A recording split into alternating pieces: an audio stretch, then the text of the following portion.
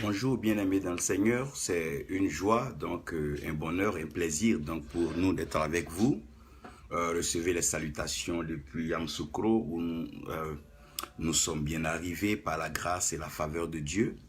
Et nous pensons qu'il est important que nous continuions donc cette série de messages pendant que nous préparons la Pâque. Et nous préparons cet événement assez glorieux, assez particulier et assez merveilleux pour le corps du Christ. Bangwa Bourou, que Dieu te bénisse. Safo, Anne, tu es béni. Caleb, Élisée, que Dieu te bénisse et que sa grâce repose sur toi. Nous espérons que tous ceux qui nous prendront donc en marche auront l'occasion de suivre donc cette portion de révélation. Ce message, je crois, par la grâce de Dieu, qui ne sera pas long. J'aimerais donc juste ouvrir une lucarne et permettre à chacun de pouvoir comprendre certaines choses assez fondamentales pour la grâce de Dieu.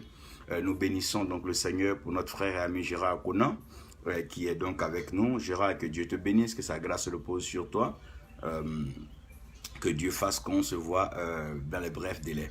Bénédiction à ta famille et à tout le monde. Je voulais donc ce matin vous parler de l'amour qui est purement et simplement spirituel. Donc l'amour est purement et simplement spirituel. Donc en parlant de l'amour comme étant simplement et purement spirituel, j'aimerais par la grâce de Dieu, Dieu te bénisse Fadiga, que Dieu te bénisse, j'aimerais donc ressortir quelque chose de fondamental qui sera donc le thème sur lequel je veux parler ce matin. Je veux parler sur maintenir le rituel pour révéler le spirituel. Donc, maintenir le rituel pour révéler le spirituel. Vous savez, lorsque nous approchons Dieu, nous devons comprendre que Dieu est spirituel. Donc, le fait que Dieu soit spirituel, la meilleure façon pour l'homme de pouvoir comprendre et faire ce que Dieu fait, c'est que l'homme doit pouvoir entrer dans le monde spirituel afin de comprendre et de voir ce que Dieu fait. Donc Dieu fait et accomplit ses œuvres dans le ciel. Parce que le ciel est donc le trône de Dieu, donc le siège où Dieu pense. Maintenant, sur la terre, Dieu exécute sa volonté au travers des messagers, des canaux et des hommes que Dieu a établis donc sur la terre. Donc, Dieu peut établir sa volonté au travers d'un roi, un prophète ou un sacrificateur. C'est ce que Pierre va résumer pour dire que nous sommes un sacerdoce royal, donc nous sommes des sacrificateurs, nous sommes des rois et nous sommes des prophètes pour le Seigneur. Donc il va falloir maintenir donc le rituel pour révéler le spirituel. Lorsque dans certains propos de nos parents africains, lorsque nous parlons donc des conservateurs africains, ceux-là sont prêts à dire que nous avons accepté la religion des Blancs et nous avons abandonné nos pratiques. Donc le fait que nous ayons abandonné nos pratiques donc nous a affaiblis vis-à-vis donc des Blancs qui n'ont pas vraiment abandonné leurs pratiques. Ça veut dire que pour que le spirituel puisse toujours contrôler et dominer, il va falloir qu'il soit suivi de rituels. C'est pour ça, dans les villages africains, pour pouvoir maintenir donc cette crainte et ce pouvoir que certains masques ont, il va falloir tous les jours activer les rituels. Donc, lorsqu'on active les rituels, ça prépare le peuple donc à penser à un spirituel ou à une certaine manifestation. Vous allez comprendre que dans toute la Bible, chaque fois que Dieu va accomplir quelque chose de spécial dans la vie des hommes, Dieu va demander une célébration, une fête, une cérémonie qui est une forme de rituel. Et ce rituel-là a pour but de prévoir préparer le spirituel. Par exemple, la Pâque est un rituel, mais qui soutient un spirituel. La Pentecôte est un rituel qui supporte un spirituel. Lorsque nous parlons du baptême, le baptême est un rituel. Et ce rituel-là soutient le spirituel. Ça veut dire que pour pouvoir maintenir et révéler le spirituel, nous avons besoin donc de rituels. Mais même si nous avons besoin de rituels, faisons attention parce que plusieurs parvenus et infiltrés se faisant passer soit pour des féticheurs, des prophètes et des tradis praticiens et des marabouts sont malheureusement entrés donc dans cette pratique du rituel à la recherche du spirituel. Mais lorsque nous parlons du rituel en tant que tel, le rituel ne se dissocie pas du spirituel. Le rituel est une portion du spirituel, mais qui est donc la phase visible du spirituel parce que le spirituel, il est invisible. Donc toutefois qu'un homme entre dans le monde du spirituel, il y a un rituel qui devient comme le réceptacle, le support sur lequel l'esprit peut s'appuyer donc pour accomplir ce qui est donc sa volonté. Donc, si vous êtes d'accord avec moi, vous allez voir que même quand Dieu voulait distinguer David, il demande à ce que la maison de son père Isaïe, Jessé, fasse une fête. Donc, cette fête-là est un rituel. Et c'est ce rituel qui permet maintenant à Samuel de venir comme étant l'envoyé de Dieu, donc oindre David pour donner maintenant la plénitude de la spiritualité de donc ce rituel qui est en train donc d'être opéré ou perpétré par les hommes. C'est la même chose. Quand vous regardez la noce de Cana, c'est un rituel d'alliance, un rituel d'amour qui va être marqué par la capacité donc à transformer l'eau en vin. Donc on verra qu'au travers de ce rituel-là, il y a une révélation spirituelle qui est fondamentale. J'aimerais que vous sachiez une chose. Toutefois que nous rentrons dans la parole de Dieu, nous ne cherchons pas nous-mêmes. Nous ne cherchons pas à nous émanciper. Nous ne cherchons pas à nous développer. Nous ne cherchons pas à être grands. Non, nous sommes déjà faits selon l'image et à la ressemblance de Dieu. Mais nous venons dans la parole de Dieu pour avoir donc quoi? La révélation de Dieu. Donc, on ne peut pas avoir la révélation de Dieu si nous n'avons pas la connaissance de la parole de Dieu. Donc, tout rituel ou tout acte prophétique qui ne cadre pas, qui ne colle pas avec la parole de Dieu, a un problème avec la volonté de Dieu.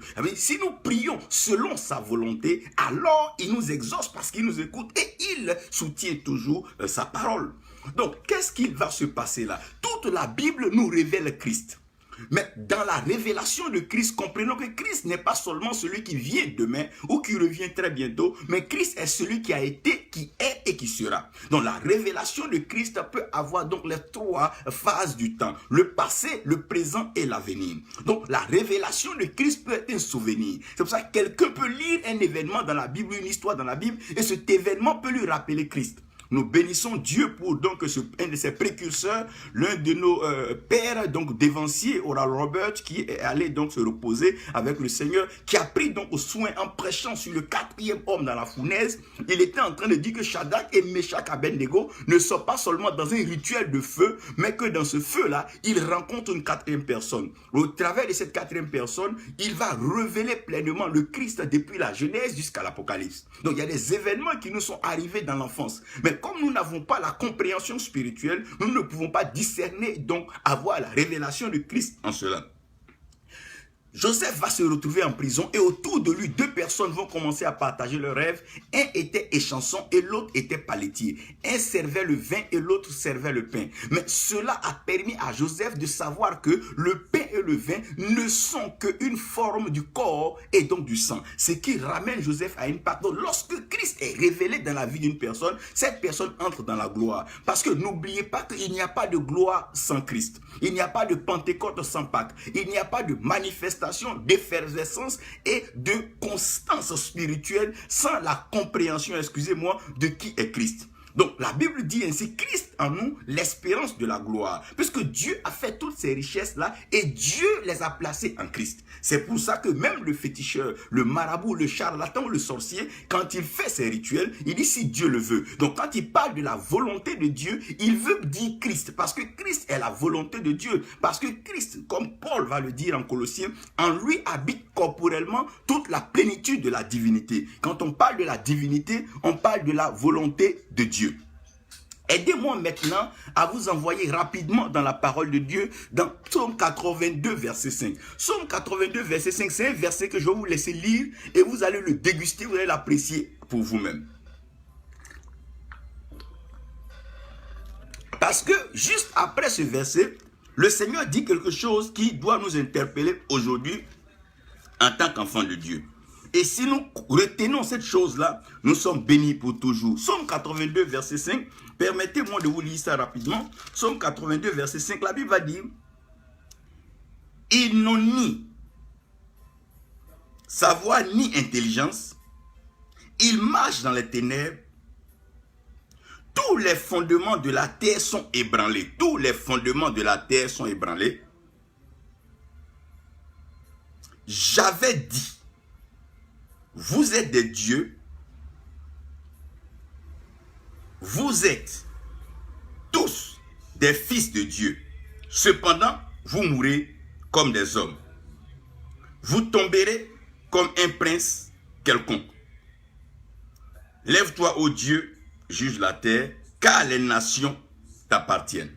Donc, vous allez comprendre qu'ici, la Bible veut nous expliquer qu'il y a des paroles que Dieu a déjà proclamées. Mais comme nous n'avons pas la compréhension de ces paroles-là, nous vivons alors comme des hommes. L'homme, c'est ce qui est fait donc de la poussière de la terre. Mais ce qui permet à l'homme d'être l'image et la ressemblance de Dieu, c'est le souffle de vie. Donc Dieu souffle en l'homme le souffle de vie et l'homme devient une âme vivante. Donc pour que l'homme puisse maximiser le spirituel, dans le spirituel, l'homme doit pouvoir comprendre la divinité. L'homme doit pouvoir opérer à la dimension donc de la divinité. Et toute parole qui sort de la bouche de Dieu, la main de Dieu accomplit. Donc nous étant donc des dieux, sinon des fils de Dieu, notre mission est de faire quoi? D'obéir à la volonté de Dieu, sinon de faire les œuvres de Dieu. Donc Jésus dit, pendant qu'il est sur la terre, il fait les œuvres de son Père. Et il ne fait rien qu'il n'ait vu le Père faire. Mais nous sommes en train de vivre un temps. Pourquoi le monde est dans les ténèbres? Parce que pourquoi la fondation du monde est ébranlée et nous marchons dans les ténèbres? Tout simplement parce que la lumière divine n'est pas encore palpable et tangible dans la vie même de l'Église et des enfants de Dieu que nous prétendons. Il va aller donc dire ceci, et c'est par là que je vais commencer. Luc 22, verset 19. J'aime bien ça parce que nous prenons bien ce passage-là et nous avons l'occasion de pouvoir célébrer nos saintes scènes. Mais aujourd'hui, permettez-moi, pendant que nous avons encore cette occasion, que je vous rappelle quelque chose. Je vais vous rappeler quelque chose et après ça, je pense que nous aurons de quoi à pouvoir donc bavarder et parler. Excusez-moi. 19, Luc 22, 19, il dit, ensuite il prit du pain. Il prit du pain et après avoir rendu grâce, il le rompit, le donna en disant, ceci est mon corps, ceci est mon corps, ceci est mon corps qui est donné pour vous. Faites ceci en mémoire de moi. Suivez-moi. Il prend le pain, il le rompt, il leur donne, il dit ceci est son corps. Mais il dit faites ceci en mémoire de moi. Faites ceci en mémoire de moi. C'est après cela au verset 20, il prit de même la coupe. Après le souper, leur donna en disant, cette coupe est la nouvelle alliance en mon sang, qui est répandue pour vous. Mais lorsqu'il va parler maintenant de la coupe donc de vin et du sang, il ne dira plus faites ceci. Il ne dira plus faites ceci en mémoire de moi. Mais lorsqu'il rompt le pain, lorsque c'est le pain qui est rompu, il dit faites ceci en mémoire de moi. Oh mon Dieu. Quand c'est le pain qui est rompu, Jésus dit faites ceci en mémoire de moi. Mais lorsque c'est le vin maintenant qui est levé, il ne leur dira plus faites ceci en mémoire de moi. Oh mon Dieu. Nous pouvons partir. Père spirituel, Père céleste, tu as l'autorité spirituelle suprême. Tu règnes dans le ciel et sur la terre, tu accomplis ta volonté. Viens par ta parole, bénis-nous, restaure-nous et fais-nous du bien au nom de Jésus. Amen. Faites ceci en mémoire de moi. Voici le Seigneur qui, à un moment de sa vie, doit transmettre sa nature divine donc à ses disciples, à tous ceux qui ont donc pris plaisir de l'écouter, l'accompagner, de marcher avec lui. Et il aura donc une double phase dans cette opération. La première phase sera l'opération donc du pain. Donc quand on parlera du pain, on parlera de la terre, on parlera de la chair, on parlera de la matière. Parce que quand l'homme va pécher, Dieu va dire à l'homme, c'est à la sueur de ton front que tu mangeras donc le pain. Il ne mentionne pas encore le vin, et il ne mentionne même pas encore l'eau. Mais il dit c'est à la sueur donc du front de l'homme que l'homme va manger son pain. Parce que quand on parle de pain, on parle du besoin et la nécessité terrestre. Lorsqu'on parle du pain, on parle de tout ce qui est matériel. Donc quand on parle de matériel, acquis, maison, voiture, toutes ces choses-là, c'est le pain. Quand on parle de bâtir son église, avoir son ministère, tout cela est résumé donc dans le pain. Et Dieu va dire ici, au travers de Christ, que faites ceci en mémoire de moi. Mais pourquoi est-ce qu'il veut que pour le pain, on fasse en sa mémoire, mais pour le vin, il ne nous demande pas cela? Comprenez qu'au commencement, Dieu créa les cieux et Dieu créa la terre. La terre n'avait pas de forme, elle était vide. Donc ça veut dire que dans la création de Dieu, il y avait une partie qui était matière, une partie qui était pain. Donc quand on parle de l'or, on parle des pierres précieuses, toutes ces choses-là, c'est le pain. Avec l'or, on peut avoir son pain, demander à l'orpailleur. Avec le diamant, on peut avoir son pain, demander à ceux qui exploitent donc le diamant. Avec le pétrole, on peut avoir son pain. Avec l'uranium, on peut avoir son pain. Lorsqu'on cultive la terre, c'est pour avoir son pain. Donc Dieu est en train de dire que la terre qui était informe et vide, la terre ne peut être remplie si quelque chose qui était au départ rempli ne se vide pas. Donc comme au commencement, Dieu a créé le ciel et la terre, et que la Bible fait mention du fait que la terre était informe et vide, si la terre est informe et vide, c'est qu'il y a quelque chose qui est plein. Donc le tombeau de Jésus, si le tombeau de Jésus devient vide, ça veut dire que la vie de quelqu'un est remplie. Parce que le tombeau ne peut pas être plein et puis au même moment ta vie va être pleine. Donc pendant que le tombeau est plein, les hommes souffrent. Pourquoi? Les hommes souffrent parce que ce Christ-là, ce corps christique est encore dans le tombeau. Mais lorsque le tombeau est vide, ce corps-là se révèle, donc se manifeste, et donc intègre la vie des disciples. C'est cela d'ailleurs que Paul va dire. Si notre évangile que nous prêchons se limite à il a fait des miracles, mais que Christ n'est pas ressuscité d'entre les morts, alors nous sommes en train de faire des hérésies et notre prédication n'est accompagnée de puissance et pas de vérité. Donc revenons maintenant, comment est-ce que Dieu conçoit cela? Donc le ciel est déjà plein en lui et c'est le trône de Dieu. Mais Dieu ne va pas nous demander de poser des actes au ciel. Dieu va demander à Adam et Ève de pouvoir cultiver le jardin et de le garder. Quand on parle du jardin, la Bible dit Dieu plantant un jardin à l'orient d'Éden. Donc Éden fait partie de la terre. Donc Dieu veut amener l'homme à travailler la terre. Dieu veut amener l'homme à comprendre les choses terrestres. Dieu veut amener l'homme à comprendre les choses de la chair. Parce que si nous ne comprenons pas les choses de la chair, que nous n'arrivons pas à comprendre la chair, nous ne pourrons pas comprendre la volonté de l'esprit. La Bible dit que les pensées, donc la volonté de l'esprit, les désirs de l'esprit sont contraires à ceux de la chair. Puisque le monde spirituel est le monde de la divinité, est le monde où Dieu règne, notre façon de pouvoir comprendre donc le monde spirituel, c'est de pouvoir maîtriser et voir ce que la chair nous présente. Donc, à cette Sainte Seine, il va leur présenter une chose. Il va faire deux choses. La première chose, il va rompre le pain et après, il va lever la coupe, donc le vin. Mais il va dire, faites ceci en mémoire de moi. Oh mon Dieu. Il va leur demander de faire quoi en mémoire de lui? Il va leur demander de faire la rupture de paix en sa mémoire. Mon Dieu. Revenons quand Adam et Ève vont pécher, Dieu vient. Il va immoler l'animal. Il ne montrera pas le sang de l'animal à Adam et Ève. Mais il va revenir vers Adam avec la peau de l'animal, la matière de l'animal, le pain de l'animal. Il va revenir avec la chair, la viande de l'animal. Mais il ne leur montrera pas le sang de l'animal. Ouf, mon Dieu.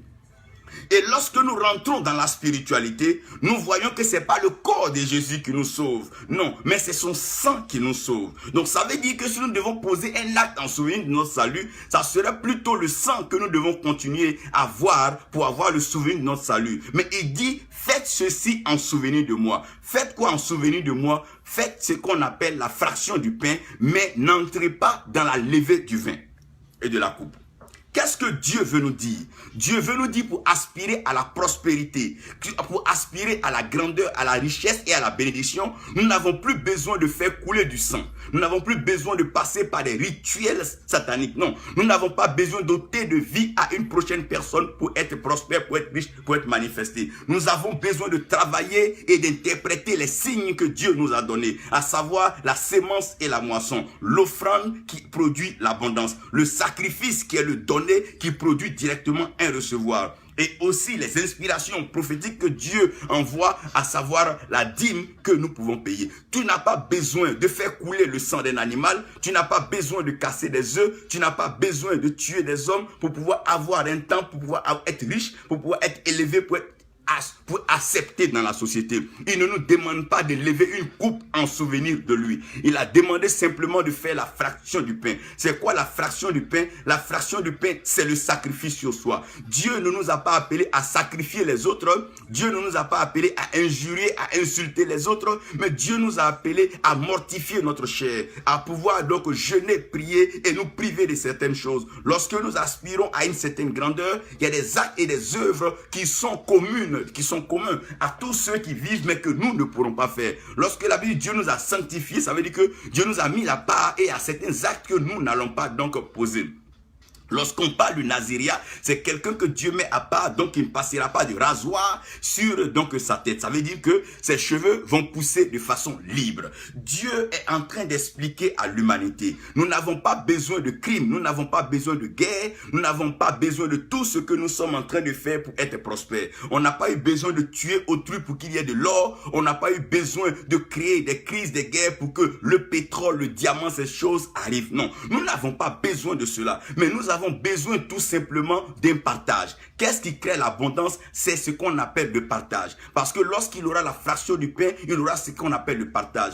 Qu'est-ce qui fait aujourd'hui que le souvenir de Christ n'est pas vu parmi nous? C'est un manque de partage, c'est un manque de communion. À certaines personnes, quand Dieu fait une révélation, elles gardent jalousement cette révélation et elles ne la partagent pas aux autres. Certains, quand Dieu leur ouvre une porte, elles te ferment la porte aux autres et elles sont les seules donc à lever la tête et donc à parler dans cette tête, dans cette porte. Lorsque certaines personnes, Dieu leur donne une élévation, elles enlèvent l'échelle pour empêcher les hommes de pouvoir marcher. Il leur dit non, non, non, non, je vous demande pas de me répéter donc la levée de la coupe. Je vous demande tout simplement de continuer dans la fraction du pain. Je vous demande de continuer dans la dévotion matinale. Ouvrir les portes, assister les frères et les sœurs. Passer un temps à fortifier les uns et les autres. Il ne leur a pas demandé d'aller tuer d'autres choses. Il dit visitez les prisonniers. Faites du bien à la veuve. Faites du bien à l'orphelin. Soutenez celui qui est faible. C'est ce qu'il leur demande. Il dit occupez-vous de cette matière. Occupez-vous de cette chair. Laissez le côté du vin. Laissez le côté du sang. Ce n'est pas à vous. Ce n'est pas à vous d'entrer dans cela. Malheureusement, aujourd'hui, le rituel de sang est devenu quelque chose que tout le monde veut s'y abonner. Qu'il soit sacrificateur ou pas, tout le monde aujourd'hui veut égorger un poulet. Tout le monde veut égorger un mouton, un cabri, un bœuf ou un homme. Et les hommes continuent. C'est ce que Jean était en train de dire. Voici l'agneau de Dieu, mais qui ôte le péché du monde. Jean veut dire que c'est l'agneau, mais ça logne l'agneau de Dieu. Donc c'est pas moi, Jean, qui suis autorisé donc à l'immoler. Donc c'est pas moi qui dois chercher à le tuer, l'éteindre ou à le détruire, mais c'est Dieu qui doit avoir la capacité, comme lui est le souverain sacrificateur, au temps opportun de le faire. Mais nous devons donc retenir la fraction du pain. Qu'est-ce que c'est qu'un rituel?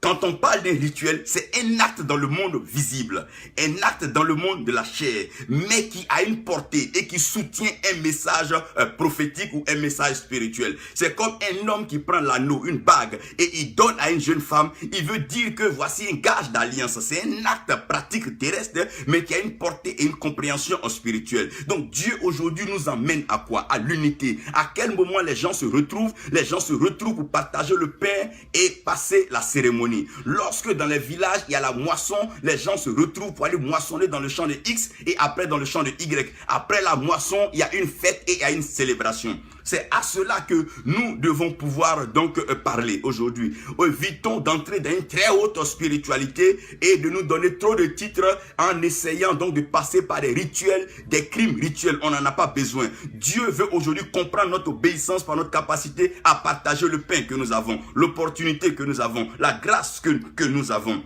Donc la révélation que nous avons, la compréhension que nous avons, la lumière que nous avons. Regardez ces vierges, elles n'ont pas pu partager l'éclat de leur lumière. Pourquoi? Nous sommes en train d'entrer dans un monde d'égoïstes. C'est étonnant et c'est même décevant de voir aujourd'hui combien et comment les hommes sont en train de chercher à faire l'histoire en vendant leur âme. Lorsque tu vas vendre ton âme, mon Dieu, ce n'est pas ton corps que tu vends, mais c'est le sang qui est dans ton âme. Il dit de ne pas poser d'actes de sang. Ce n'est pas aux hommes de faire des pactes de sang, des alliances de sang. On n'en a pas besoin. Il dit tout simplement de faire ceci en souvenir de lui. Toutefois que j'appelle un ami, que nous partageons un pain, toutefois que j'ai une entrée financière, j'appelle un frère, qu'autour d'un repas, nous parlons de Christ, nous sommes en train de rappeler sa mémoire. Qu'est-ce que Dieu veut nous dire?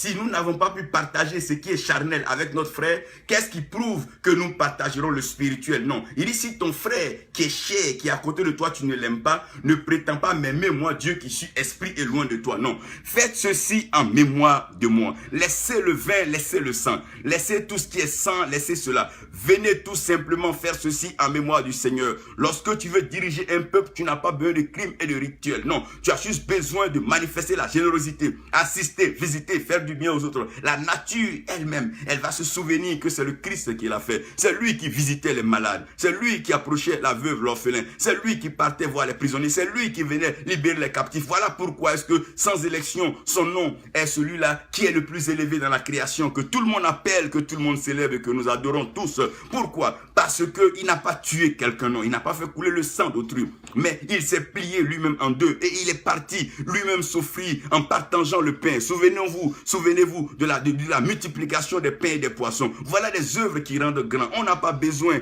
d'aller souper à la marmite du diable pour pouvoir avoir une quelconque position. On doit simplement jouer notre rôle d'unificateur, notre rôle de rassembleur, notre rôle de pourvoyeur. À un certain moment, ce que nous faisons parlera pour nous. Dieu est un Dieu reconnaissant. Si nous sommes prêts à partager les chaussures, les habits, les montres, tout ce que nous avons entre amis, Dieu nous donnera des choses plus précieuses. Ce qui détruit l'humanité, ce n'est pas le manque de ressources aujourd'hui, mais c'est le manque de partage des ressources. Regardez un pays vaste, beau, comme le Congo.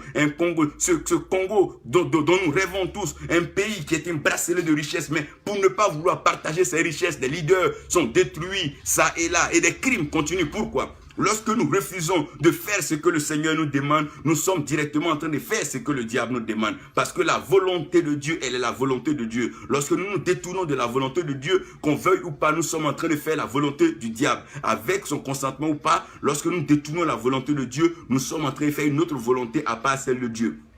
Et celle-ci, c'est le diable. Faites ceci en mémoire de moi. Donc, toutefois que vous voyez la terre, dans la terre, trois choses se manifestent pleinement. Il y a l'eau, mon Dieu, qui vient pour apporter l'abondance et la multiplication. Oh, mon Dieu. Il y a le feu qui vient apporter la qualité, qui vient apporter la pureté, la sainteté, l'authenticité. Le feu vient pour certifier, pour marquer, parce que toutes nos œuvres, tout ce que nous faisons va passer donc au travers du feu. Et il y a le vent qui vient avec la capacité d'élever, de rapprocher de Dieu. Lorsque Dieu veut élever la poussière, il prend le pauvre de la poussière et par le vent, il le lève. Et quand il élève la poussière, le roi ne peut pas empêcher la poussière de souffler dans son palais parce que la poussière, le vent souffle où il veut. Donc de par le vent, Dieu peut installer le pauvre, celui qui a été démuni, rejeté, abandonné, là où Dieu veut. Ça veut dire qu'aujourd'hui, arrêtons tous ces sacrifices inutiles. On n'en a même pas besoin.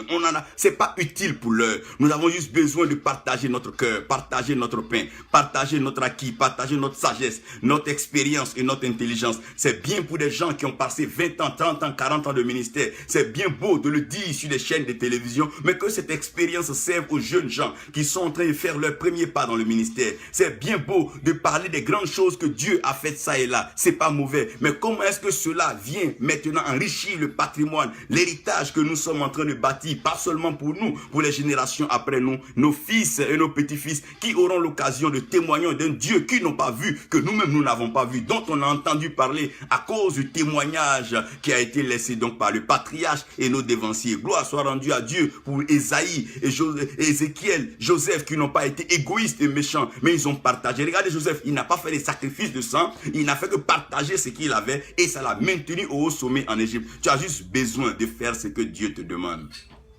Les rituels les plus excellents, c'est les actions de grâce. Regardez un homme comme Corneille, il n'était pas spirituellement équipé, mais à cause de ses actions de grâce, ses rituels, regardez un peu comment il a été visité par le spirituel. Regardez comment Christ a envoyé Pierre là-bas pour aller donc accomplir cela.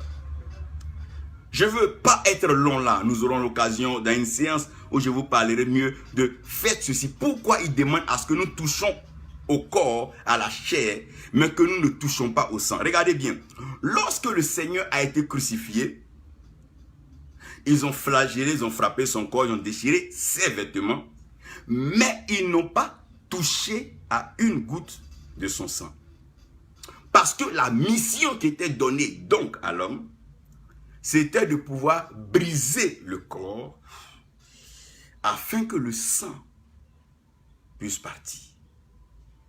Rien sur la terre ne peut créer le sang, ni fabriquer le sang, parce que c'est Dieu seul qui a le mystère et c'est Dieu qui a la révélation du sang. C'est pour ça, dans les rêves qui ont été expliqués dans la prison, Joseph a dit que toi qui portes le pain, si c'est le pain, il faut savoir qu'on va te couper la tête, c'est-à-dire que le pain va être brisé. Mais pour le vin, Joseph ne s'est même pas prononcé en tant qu'il dit non, toi tu vas être resté. C'est-à-dire que ça revient de droit à Dieu. Laissons Dieu faire ce que Dieu fait et faisons ce que nous avons à faire. Laissons Dieu faire. Mais, faisons ce que nous avons à faire. Allons-y voir. Le mystère de la terre. Dieu a donné des portions aux hommes sur la terre, mais regardez que personne n'a une part dans le ciel, à part notre portion que nous avons en Christ. Donc, nous pouvons partager la terre a ses langues, la terre a ses tribus, la terre a tout. Mais le ciel est le trône de Dieu. Lorsque nous allons au ciel, nous devenons une seule famille, nous devenons tous enfants de Dieu. Mais dans cette terre-là, Dieu a réparti les richesses en fonction de ce qu'il veut révéler au travers donc les peuples. Et ces partages-là, c'est ce qu'on appelle le pain. Lorsque le Seigneur est revenu, regardez bien, c'est dans le partage du pain qu'il s'est révélé. Si vous lisez dans la Bible, la plupart des mystères, des révélations, des bénédictions ont été faites à un temps de partage, à un temps de festivité. Pourquoi? Parce que c'est le temps où le pain est partagé. Lorsque le pain est partagé, le corps est partagé. Le corps n'est pas partagé seulement en termes d'opportunité et en termes de succès, mais le corps est partagé aussi en fonction de quoi? De la charge du fardeau. Ça veut dire que lorsque le corps de Christ souffre, que ce soit ton église, ton assemblée ou ta dénomination, quand il s'agit du corps de Christ, tu dois être interpellé. Donc celui qui ne comprend pas donc le mystère du corps, il lui sera difficile de pouvoir cerner alors le sang que Dieu a coulé pour nous. Ce sang-là, c'est un sang universel. Peu importe nos groupes sanguins, AB, tout ça là, quand ce sang-là entre dans notre sang, mon Dieu, ça nous connecte directement à la famille divine et ça enlève toute souillure, toute maladie dans notre corps. Parce que ceci est le sang de Dieu. J'avance rapidement dans le mystère du spirituel, le mystère du rituel dans le spirituel. Au fait, chaque fois que Dieu nous demande de faire une chose sur la terre, cette chose sur la terre a une correspondance au ciel. Il dit, ce que vous liez sur la terre sera lié au ciel, et ce que vous déliez sur la terre sera délié au ciel. En d'autres termes, quand vous n'avez pas accès au ciel, je vous donne donc votre copie. C'est comme par exemple un élève qui va à un examen. Il a sa copie sur laquelle il dépose sa connaissance.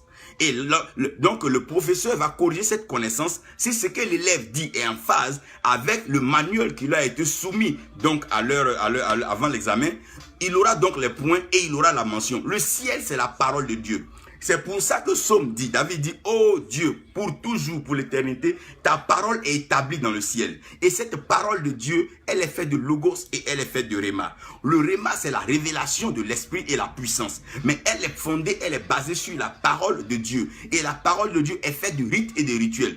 Si vous lisez depuis Genèse jusqu'à Apocalypse, tout est fait des rites, tout est fait des rituels. C'est des cérémonies, c'est des actes, c'est des marches, c'est des processions. C'est tout cela qui fait donc la parole de Dieu. Quand l'Arche de l'Alliance doit revenir, voyons des rites, des rituels, tel nombre de pas à faire, le temple à bâtir, telle distance à respecter, telle hauteur, tout ça, c'est des rituels. Et c'est ces rituels-là qui ont un sens dans le monde spirituel. Lorsque tu prends un morceau de pain ou un vêtement que tu vas donner à un frère qui est nu, cela a plus de poids qu'aller mentir sur un frère ou bien aller tuer un frère ou torpiller un frère pour prendre ses biens. Lorsque tu n'as pas besoin, c'est pas en faisant ces choses-là qu'on devient grand, mais c'est en comprenant la portée de la miséricorde, de la grâce, du partage et de la générosité. N'oublie pas que deux choses sont des rituels que vous ne pouvez jamais comprendre, la générosité et donc l'hospitalité. Qu'est-ce que nous appelons l'hospitalité? L'hospitalité, c'est la capacité de pouvoir donner un siège ou de donner un lit ou de donner un espace d'expression à quelque chose qui est étrange ou qui est spirituel. Donc lorsque nous acceptons le Christ, que nous donnons notre cœur, c'est par générosité que nous demandons, nous permettons que le Seigneur vienne à nous, mais c'est par hospitalité que nous offrons la meilleure place de notre cœur. Donc quand nous offrons notre cœur par l'hospitalité et par la générosité de l'amour qui dégage de nous, nous devenons maintenant des êtres spirituels accomplis pour être à l'image et à la ressemblance de Dieu. Donc, pour que le spirituel puisse se manifester, on a bien besoin de comprendre le rituel que nous sommes en train de faire. Souvent, vous voyez des gens que Dieu bénit. On ne voit pas ce que ces personnes-là font. C'est pas qu'elles vont forcément à l'église crier comme tout le monde, mais elles ont leurs secrets, elles ont les actes qu'elles posent. Les actes dont Dieu veut parler, c'est la générosité et l'hospitalité. Ne chasse personne qui vient à toi à la recherche d'un soutien, d'un secours, d'un réconfort. Dispose du temps et donne de ton meilleur pour que cette personne-là soit bénie et élevée. Dieu lui-même est à la porte de notre cœur, il frappe. Si nous ne lui ouvrons pas par hospitalité, bien qu'il soit Dieu, nous ne bénéficions pas de l'opération interne qui est la transformation de nos vies. Les hommes se confessent, les hommes vont à des pèlerinages, mais les vies ne changent pas parce que le problème n'est pas de se déplacer, c'est d'être hospitalier. C'est pas les promenades qui élève, mais c'est l'hospitalité. C'est qui tu héberges qui va déterminer la faveur, le parfum qui sera dans ta maison. Qui hébergeons-nous aujourd'hui et avec qui partageons-nous notre meilleur? Avec qui partageons-nous notre pain? Avec qui partageons-nous nos dîmes, nos offrandes? C'est des choses assez importantes. Si nous partageons notre pain avec le méchant, le mauvais, alors nous compatissons et nous sommes du même bord que lui. Mais si nous compatissons et que nous partageons cela avec la cause de l'humanité, la cause spirituelle, alors nous sommes avec donc Dieu. Comment révéler le spirituel par le rituel? Comment révéler le spirituel par le rituel? C'est les actes prophétiques. Voyez, toutefois que Dieu veut se révéler dans un peuple, Dieu va demander, allez-y me faire ceci. Chaque fois que l'homme obéit à la voix de Dieu, l'homme pose quelque chose qui devient maintenant matériel. Et ce matériel-là devient un rituel. Ce rituel devient le support pour le spirituel. Dieu dit à Noé, va et bâtis-moi l'arche.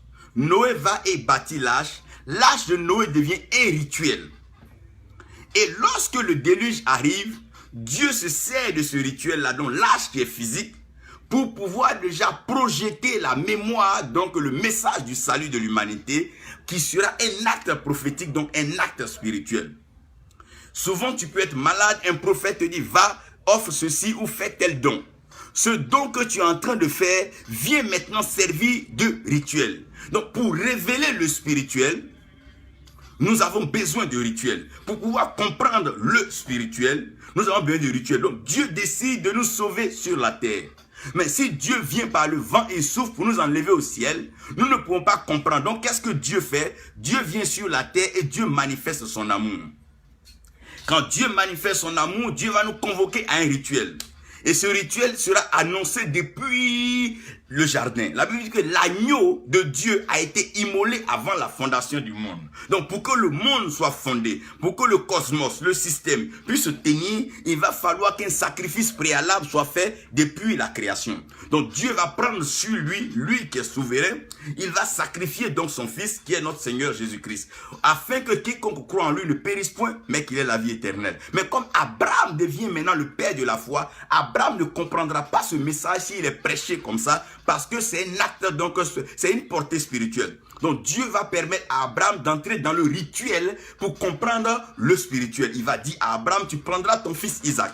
Et quand tu prendras Isaac, tu monteras à Morija. Quand tu monteras à Morija, tu vas me sacrifier l'enfant. Donc Dieu met le dispositif donc du rituel. Abraham prend son enfant, il arrive au lieu donc du sacrifice, mais quand Abraham lève le couteau, Dieu dit à Abraham, n'avance pas le couteau, ne tue pas ton enfant. Dieu n'est pas pour que nous commettons des crimes rituels, non. Dieu n'est pas pour que nous tuions, fassions couler le sang. Dieu n'en a pas besoin. Si Dieu veut établir un roi, Dieu veut établir un chef, Dieu veut établir des grands, Dieu est Dieu et Dieu est souverain. Si Dieu veut t'établir, il peut ne même pas avoir une pierre dans ta main, ni un couteau, ni un revolver. Dieu va t'établir. Dieu est Dieu. Il prend qui il veut. Si nous n'avons pas fait de sacrifice dans le ventre de nos mères pour sortir, ça veut dire que Dieu lui-même avait pensé cela. Si nous n'avons pas fait de sacrifice pour que nos pères et nos mères se rassemblent, Dieu est un Dieu d'esprit. Dieu sait ce qu'il veut et ce que Dieu veut pour nous est le meilleur.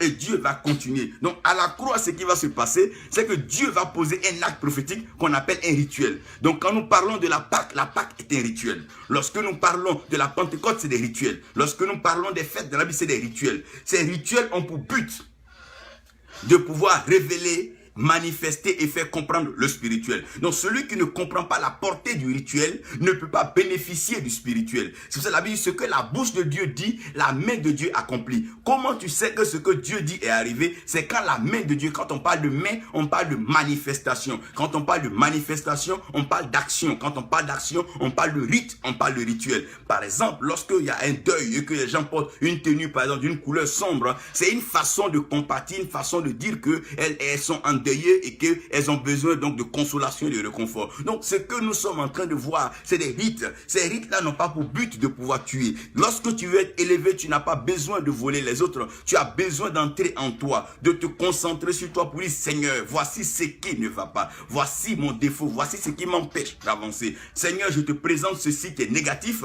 et toi qui as la capacité de tourner le mal en bien, tu me donneras le positif. Seigneur, voici ce que je n'ai pas la patience, je n'ai pas la sagesse, je te donne ma stupidité et ma folie. Et toi qui es Dieu, envoie-moi ton intelligence et ta sagesse, afin que je puisse discerner et avoir la compréhension des choses. Donc, révéler le spirituel par le rituel. Toutefois qu'un homme de Dieu entre dans un acte prophétique, il est en train de révéler le spirituel. Et tous ceux qui peuvent comprendre l'acte qui est posé, peuvent savoir ce qui est en train de se passer dans le monde spirituel. Lorsque Dieu, oh mon Dieu, mon Dieu, mon Dieu, lorsque les vieux au village viennent prendre de l'eau et qui versent l'eau par terre ou bien une boisson par terre, c'est un rituel. Mais ce rituel-là, ils sont en train de s'adresser au monde spirituel, au monde invisible. La meilleure façon de révéler le spirituel, c'est de pouvoir donc manifester déjà ce qui est matériel. C'est pour ça que chaque fois que vous faites la fraction du pain, n'allez pas rentrer dans une affaire de vin, mais laissez rester à ce niveau. Aussi longtemps que tu es prêt à offrir ton cœur à Dieu, ton temps à Dieu, tes trésors à Dieu, être généreux et être hospitalier, je te dis que tu verras la gloire de Dieu.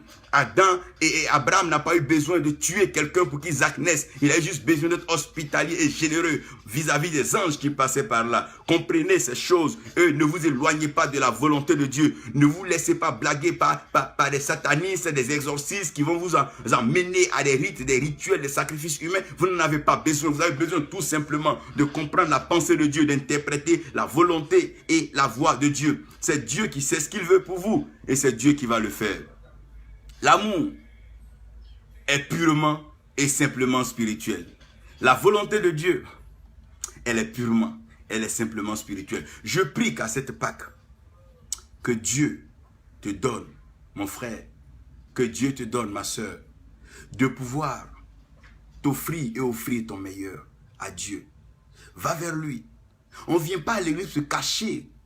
Non, on vient pour s'exposer, se présenter comme nous sommes. On ne vient pas pour juger les autres frères. On ne vient pas pour regarder les autres. Chacun vient avec son état. Je veux qu'à cette Pâque qui arrive, que tu te présentes comme tu es.